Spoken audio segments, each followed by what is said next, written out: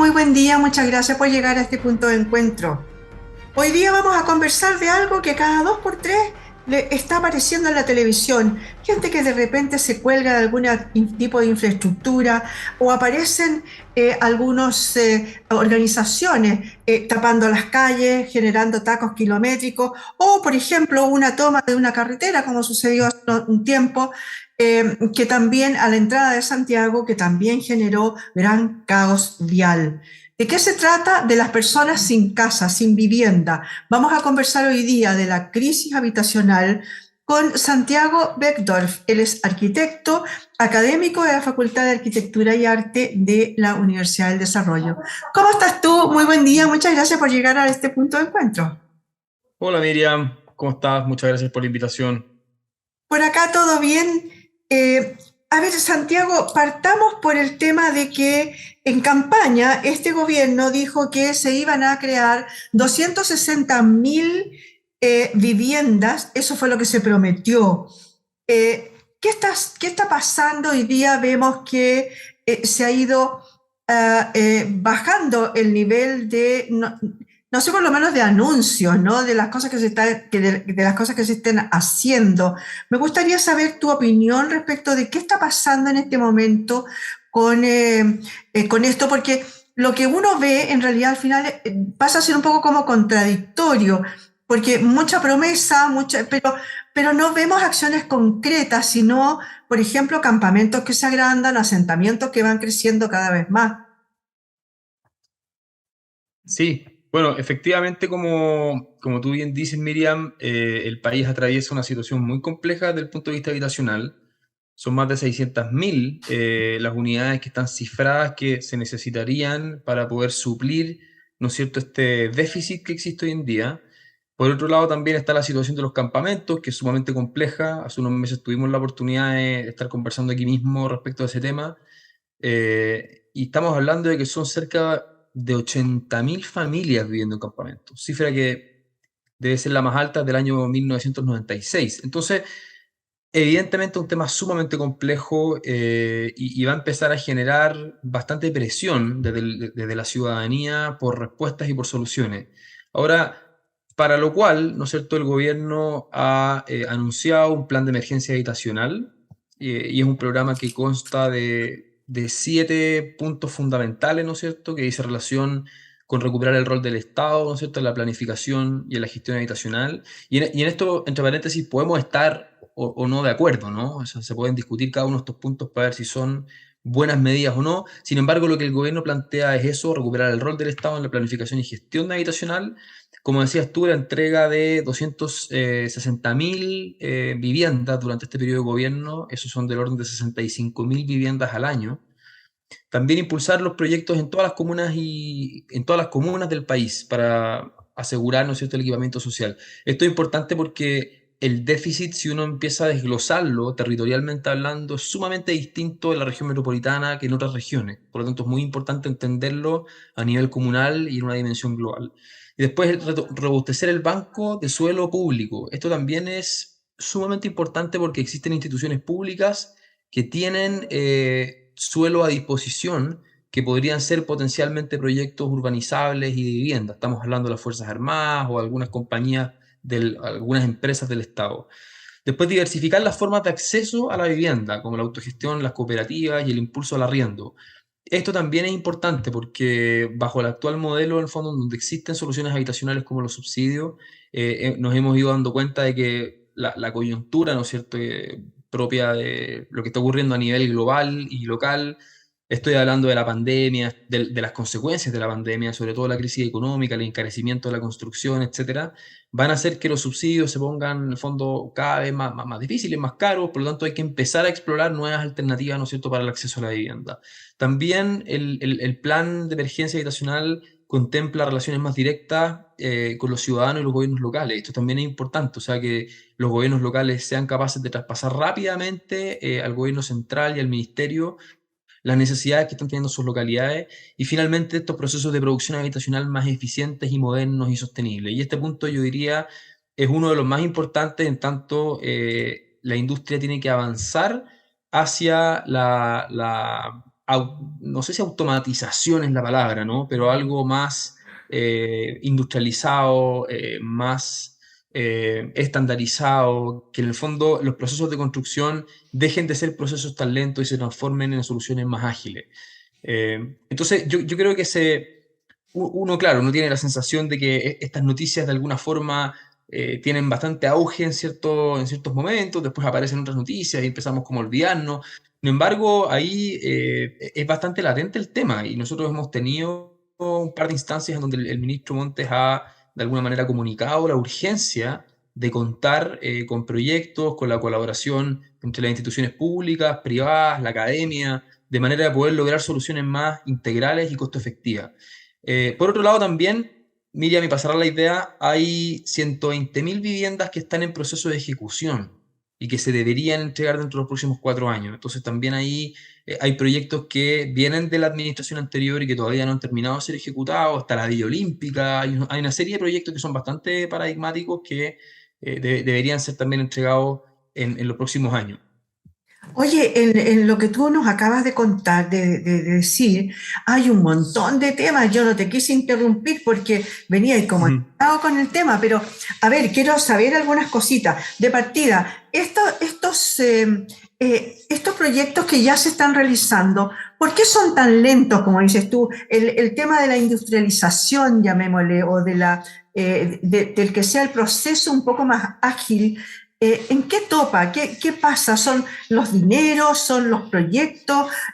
¿Son los controles? Porque ¿dónde el engranaje se detiene? A ver, yo creo que los procesos en general de construcción de vivienda y de construcción, hablemos de construcción como en términos generales, son lentos.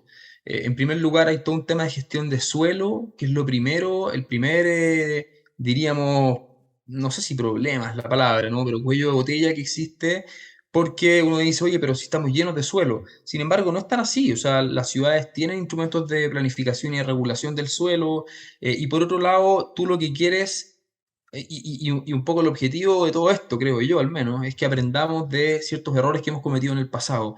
Y es súper importante que si hoy día hay un número importante de familias que requieren soluciones habitacionales, no cometamos el mismo error de mandarlas lejos de sus oportunidades de trabajo, lejos de sus redes de apoyo, y que las ciudades sigan creciendo en extensión y sigamos en el fondo generando una segregación urbana y social que es finalmente lo que llevó, en cierta forma, a los problemas y las crisis sociales que hemos tenido en los últimos años. Entonces, ahí hay todo un tema. O sea, tú tienes que, por un lado, existe suelo disponible, sin embargo, y esta es una de las cosas que promueve la nueva ley de integración social, es tú quieres que también las personas a las cuales les estás dando soluciones habitacionales estén bien localizadas, y eso es súper importante. Una medida que se ha implementado, que es lo que mencionaba recién, que apunta a eso, tiene que ver con el banco de suelo. Yo creo que ahí hay un avance muy interesante y que ver cómo esto se va a llevar a cabo, ¿no es cierto? Para que se puedan llegar a soluciones habitacionales que justamente apunten a la integración social. Oye, claro, bueno, fundamental obviamente es el tema del suelo. Si no tenemos el suelo, ¿dónde vamos a construirla? ¿No es cierto? Pero hoy día existen algunos procesos de construcción que son muchísimo más rápidos y que por lo menos nosotros vemos, a lo mejor la tecnología nuestra no está adecuada a ello, ¿no? Pero vemos tecnología de afuera en las que paran no sé, tú me vas a decir cómo le será, porque tú sabes el tema, yo no, pero yo veo que, por ejemplo, no sé, paran los pilares, obviamente en las bases, los pilares, y vienen con unos bloques de cemento y los instalan y tienen la casa parada, digamos, en muy poco tiempo, y luego vienen las terminaciones, etcétera, pero que no pasan más allá de 3, 4, 5, 6 meses.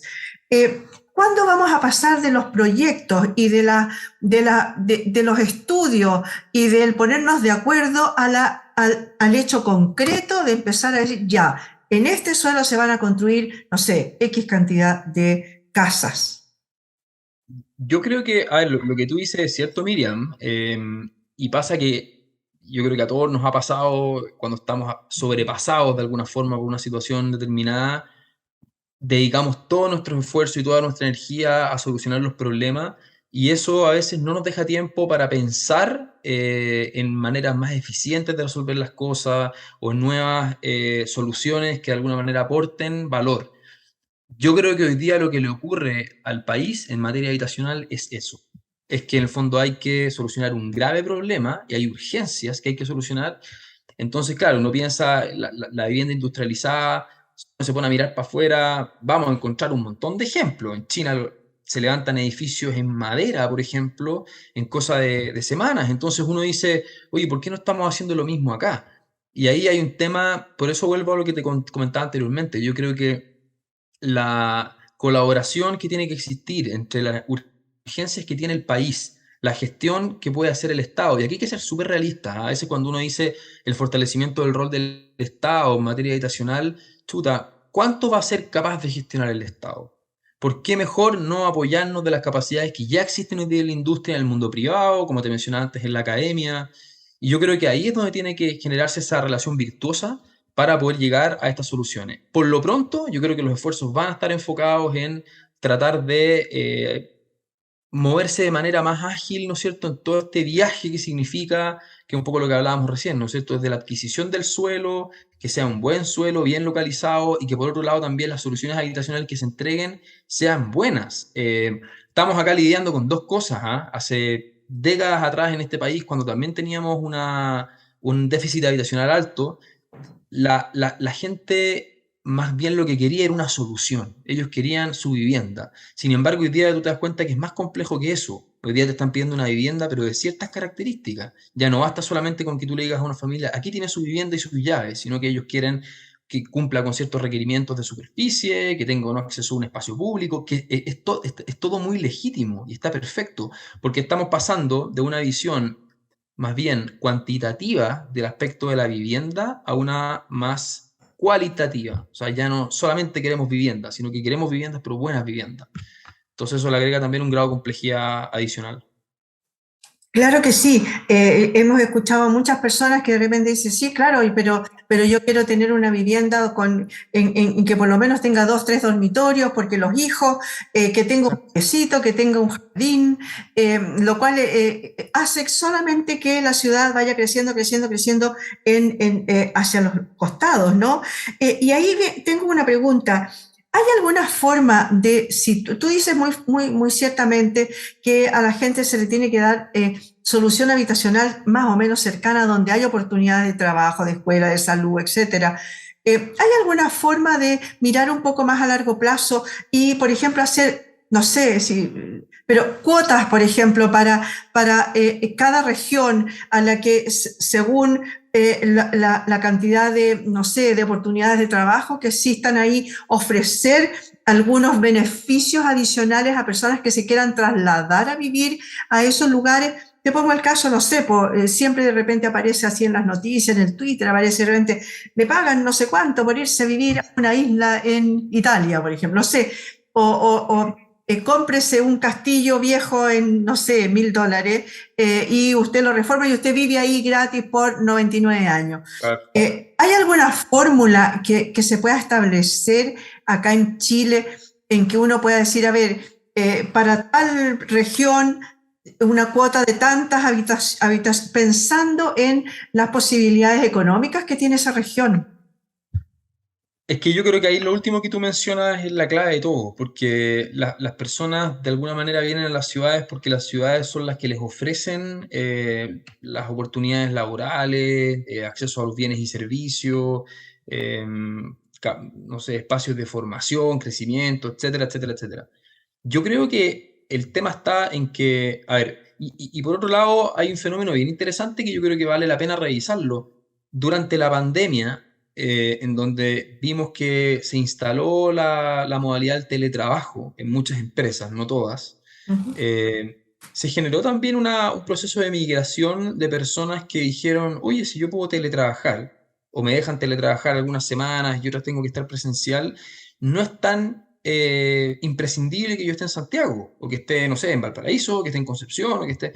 Entonces, eso de alguna manera también ha flexibilizado y ha incentivado que personas vayan a buscar otros modelos de vida fuera de las grandes ciudades y que de alguna manera apuntemos al tema de la descentralización. Ahora, desde el punto de vista de la vivienda social, eso es súper sensible porque en el fondo, si uno no puede garantizarle a esas personas este acceso a bienes y servicios, es como lo mismo, es decirle, oiga, yo le voy a dar una vivienda a mejor precio, sin embargo, usted va a estar quizás más relegado a las oportunidades que quería tener que tiene hoy día acá. Entonces, hay ahí como una negociación que es sumamente sensible. Ahora, sí, por ejemplo, yo creo que tienen que explorarse y fortalecerse algunos modelos como el sistema de arriendo. O sea, el modelo de arriendo, subsidio por arriendo, eso le entrega mucho más movilidad a las familias y tú no estás en el fondo comprometido o tan amarrado con una compra o algo que de alguna manera te deje un poco más fijo en un mismo lugar, sino que puedes tener una cierta movilidad. Yo creo que eso es importante. Oye, pero con el precio de las ventas y con el precio también de los arriendos hoy día, los subsidios han ido quedando como muy por debajo de lo que la gente quiere. No sé de cuánto asciende hoy día un subsidio de arriendo, por ejemplo, pero con ese dinero logras a lo mejor solamente en las muy periferias, hoy día ya no se encuentran arriendos cercanos al centro o cercanos a los centros productivos por esos valores, ¿no? Mm, mm. Eso, y por otro lado también hay que considerar que, volviendo al tema de los subsidios que existen hoy en día, el costo de la mano de obra, el aumento del costo de los materiales, hace que los subsidios sean sumamente complejos. Entonces, hay dos salidas acá. O uno aumenta el monto de los subsidios de manera de poder acceder a buen suelo y construcciones de buena calidad, o bien van a tener que, por algún lado, empezar a bajar la vara para que la ecuación dé. Y eso me parece que va por el lado del suelo. Y eso me parece que no es tan bueno porque justamente llegamos a lo mismo que hablábamos antes de tener que mover a las personas a lugares donde que pueden ser suelos bajo ciertos tipos de riesgos de desastres naturales, inundaciones. Es un tema sumamente sensible. Entonces, yo creo que hay que, en este problema y la complejidad un poco que tiene es que no se ataca solamente por una arista, sino que tiene múltiples aristas y yo creo que eso es lo que hace que sea tan complejo. Oye, pero en algún minuto hay que detener esta rueda, detenerla y decidir qué hacer tanto para el corto plazo como para el largo plazo. Yo no sé si se están viendo ese tipo de problemática para hacerla solucionática, ¿no? Ya tan aquí en la región metropolitana como fuera. Por ejemplo, estoy pensando en aquellos campamentos, en aquellos asentamientos que se han instalado, por ejemplo, en el norte y que han ido creciendo terriblemente, gente que está sin agua, sin luz, o están con luz, pero colgados, digamos, de mala forma, y sin ningún tipo de infraestructura higiénica, ¿no? Sí, eso ahí, en cuanto al tema de los campamentos, Mm. yo te diría que es aún más complejo de como era antes, porque los campamentos antes, y yo me acuerdo que todos los, yo si bien era más chico en el fondo, pero tengo el recuerdo y me habrá tocado alguna vez, no sé, en la universidad, haciendo voluntariados, ir a trabajar, hacer un techo para Chile, y uno se da Mm. cuenta de que la gente vivía en condiciones que son muy distintas a las de algunos campamentos hoy en día. A mí me llamó mucho la atención haber visto en algún noticiero un campamento que habían hecho incluso un trazado y una planificación de las calles de manera tal de que las ambulancias y los carros de bomberos pudieran entrar. O sea, habían calculado el ancho de las calles, estaba todo eso medido. Tenían postes eléctricos, tenían sistemas de alcantarillado, estaban sumamente organizados. Entonces, en el fondo uno dice, ¿hasta qué punto vamos a promover la erradicación de los campamentos? O sea, yo no estoy diciendo con esto de que seamos responsables, yo no estoy diciendo con esto de que las tomas ilegales de terreno, ¿no es cierto?, para efectos de solucionar la carencia habitacional, haya que promoverlas, ni mucho menos, sino que lo que estoy diciendo es que el Estado va a tener que pintar con la brocha fina, va a tener que analizar más en detalle cada caso para ver si es que hay ciertos campamentos que pueden llegar a ser regularizables, se avance en esa dirección y no en la erradicación. Porque si tú erradicas un campamento, te estás ganando un problema para mañana, que en el fondo lo vas a tener que mover a otro lugar. Y ellos están ahí porque les conviene estar ahí, porque les conviene estar ahí, me refiero a que están cerca de sus oportunidades, tienen quizás buenos accesos y conectividad, tendrán miles de otros problemas y eso es evidente. Sin embargo, a lo que voy con esto es que ojalá las soluciones no sean peor que el problema. Ya, oye, perfecto, pero a ver, ahí tengo, me asalta una duda. Estos campamentos, es cierto lo que dices tú, son absolutamente organizados. En una época, hace muchos años también, salvando las distancias de edad, obviamente, yo también muchas veces fui de voluntariado en el tema de ayuda a campamentos. Es totalmente diferente a los de ahora, pero también es verdad que hoy día están muy organizados, tienen incluso sedes sociales cada cierto tiempo, han dejado espacio, han hecho unas pequeñas ciudades, pero también hay gente que se ha ido aprovechando del tema y esa gente que ha ido arrendando a su vez o vendiendo esos espacios, ¿no? También ahí hay un tema delictual de por medio. Sí, y yo creo que ahí está el gran problema que tiene las autoridades, en realidad el ministerio, de que tienen poco control y hay poca gobernanza sobre estos territorios. En el minuto en que estas tomas de alguna manera empiezan a establecerse en los lugares y como te mencionaba, empiezan a tener, no sé, estructuras viales, instalaciones, equipamientos, etcétera, cada vez se hace más difícil sacarlo. Y por otro lado, claro, como tú dices, hay gente que puede estar subarrendando o incluso vendiendo tierras que no son de ellos. Entonces, te metes en un problema que es de alta complejidad. Entonces, por eso creo yo que acá hay que poner en la balanza y sin promover las malas prácticas, hay que poner en la balanza hasta qué punto la erradicación es finalmente la alternativa o ver nuevos modelos en donde quizás, mira, hay que en este lugar uno puede estar, en este lugar uno no puede estar, porque aquí eventualmente el río puede crecer y puede generar eventualmente un problema de que se inunden viviendas, etcétera, o aquí puede haber un aluvión, o hay otros casos también mucho más concretos, o sea, de terrenos que, por ejemplo, los planes reguladores tienen presupuestado que por ahí pase una futura vialidad. Entonces ahí está yendo en contra del bien común de la ciudad. Entonces ahí hay una negociación que es sumamente compleja y que yo creo que es un problema en paralelo en el fondo que hay que ir resolviendo al del déficit habitacional. Oye, por eso mismo será que entonces se han ido como chuteando de repente, a mí me da la sensación un poco eso, se han ido como chuteando los problemas, como dejándolo a ver si pasa piola, digamos, un poco eso, por eso mismo que dices tú, el tema de los planos reguladores, por ejemplo, ahora se me viene a la cabeza un tema puntual, como por ejemplo el tema de este señor que mandaron matar por un tema de justamente de terrenos, donde se estaban vendiendo los terrenos, donde estaban una persona que no tenía nada que ver, digamos, con el dueño, y estaba subvendiendo esos terrenos, ¿no? Los había parcelado, etcétera. Ahí ya llegamos a otro nivel, digamos, a un nivel más delictual, ¿no? Pero si se dejan estar, y hoy día se hizo la toma y se deja estar y pasó como pasó Piolita y un año más, 2 años, 3 años, ya vamos a tener la ciudad instalada, ¿no? ¿Cómo regularizamos, cómo paramos esta rueda que digo yo para hacer el círculo más virtuoso? En algún momento hay que hacerlo. Bueno, y de hecho eso tiene, yo no sé si tú recuerdas que hace un par de décadas, ya este tema estaba instalado hace muchísimo tiempo, de las tomas de las playas en la región de Atacama. O sea, hay una serie de playas y caletas que han sido en el fondo sistemáticamente tomadas de manera irregular. Y claro, y como son terrenos privados o bien públicos y las personas que están ahí hacen uso de esos terrenos y después de unos años, si no les interponen una demanda o una querella por toma inapropiada o por usurpación, etcétera, ellos en el fondo pueden reclamar después títulos de propiedad. Entonces, hay una cosa ahí, yo no me manejo mucho en el tema jurídico, ¿no? Sin embargo, creo que hay ciertos espacios medios grises dentro de la ley que de alguna manera fueron aprovechados de manera inescrupulosa por personas que sin necesitar una solución habitacional se toman estos terrenos para arrendar o incluso, como tú decías, vender.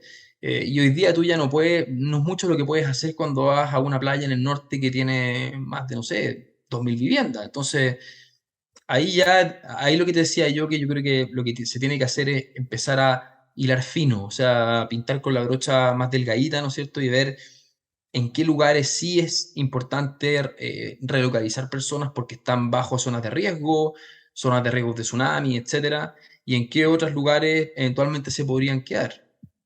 Y ahí también se abre, Miriam, una discusión que estuvo en boga hace unos meses atrás y sigue estando en boga, que tiene que ver con cuál es la compensación justa a las personas que eran dueñas de esos terrenos. Porque, en el fondo, claro, tienes personas que eran legítimamente propietarios y un día, en el fondo, sus terrenos fueron tomados de manera irregular. Entonces, la verdad es que es un problema tremendamente complejo que tiene muchas aristas, desde el punto de vista jurídico, desde la planificación y también, por cierto, desde la seguridad. Claro que sí, aparte de eso se me viene a la cabeza ahora, además de lo que tú contabas recién, hablabas recién de estas playas del norte donde la gente ha ido instalando sus segundas viviendas, ¿no? El caso emblemático hace muy poco, ¿no? De cuando echaron abajo, pero una o dos casas y las demás se quedaron ahí. Entonces, mañana van a volver a recuperar los espacios, etcétera. Me da la sensación de que esto que dices tú, que es tan complejo, las autoridades regionales y las comunales no tienen muy claro cómo resolverlas, cómo hacer, si poner mano dura o no, si buscar otras alternativas, como dices tú, que deberían ser a lo mejor más nuevas alternativas, un poco más con mayor flexibilidad en buenas cuentas, ¿no? Ser más creativa. No sé, Eso, perdón. sí, no, era eso, era ver cómo salimos de este marasmo, ¿no? En el que todo da vuelta, todos nos damos vuelta y todos pensamos y tenemos a lo mejor las soluciones teóricas, pero en la práctica no se ve. Para sacar este plan de emergencia, sacar por lo menos un tercio de las 600.000 habitaciones que tenemos en déficit, ¿no? Porque de aquí a que la saquemos ya van a haber otras 600.000.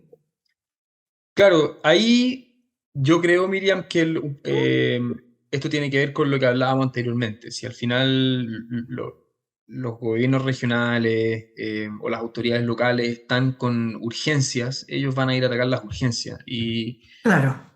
Y el espacio de poder pensar en soluciones más holísticas y generales que te entreguen quizás soluciones más costo efectivas, no lo vas a poder tener porque estás preocupado de otras cosas. Hay, creo yo, un déficit muy importante desde las capacidades instaladas que tienen las instituciones locales, sobre todo, no sé, los municipios, en términos de tener departamentos de vivienda quizás más robustos, que estén, o de desarrollo urbano, que estén, ¿no es cierto?, mirando qué es lo que está ocurriendo en la ciudad, que estén en contacto más directo con la ciudadanía, que estén recogiendo y levantando las inquietudes de la gente. Y yo creo que eso es sumamente importante. Y por otro lado también, y aquí yo hablo desde la academia, yo represento una facultad de arquitectura, que es la Facultad de Arquitectura de la Universidad del Desarrollo, y yo creo que las facultades de arquitectura aquí tenemos un rol sumamente importante que cumplir. O sea, uno aquí tiene que entender que es parte de la solución. Y en ese sentido, eh, mira, solamente para compartirte un ejemplo, el semestre pasado nosotros desarrollamos un taller de vivienda con alumnos de quinto año, que es el penúltimo año de la carrera, y este fue un taller que lo hicimos de alguna manera a partir de un requerimiento que nos hizo la Comisión de Reconstrucción de Desastres Naturales del Ministerio de Vivienda y Urbanismo.